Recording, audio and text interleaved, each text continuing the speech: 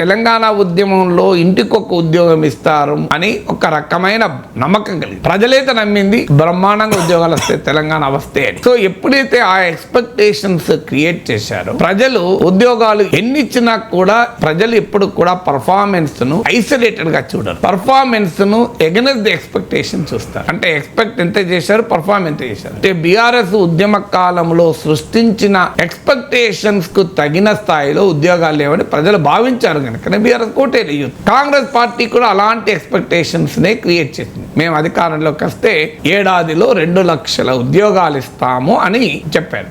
ఇవాళ మీకు బడ్జెట్ ఉపన్యాసంలో నాకు గుర్తున్నంత వరకు సబ్జెక్ట్ కరెక్షన్ 33,000 ఉద్యోగాలు ఇచ్చామని చెప్పారు. అధికారంలోకి వచ్చే ఏ పార్టీకైనా మీరు కొంత ఎక్స్పెక్టేషన్ క్రియేట్ చేస్తే ఆ ఎక్స్పెక్టేషన్కు తగినట్టుగా పర్ఫార్మెన్స్ లేకపోతే ఖచ్చితంగా ప్రజలు క్వశ్చన్ చేస్తారు. ఇప్పుడు అదే జరుగుతోంది యూత్ అన్ఎంప్లాయ్మెంట్ విషయంలో.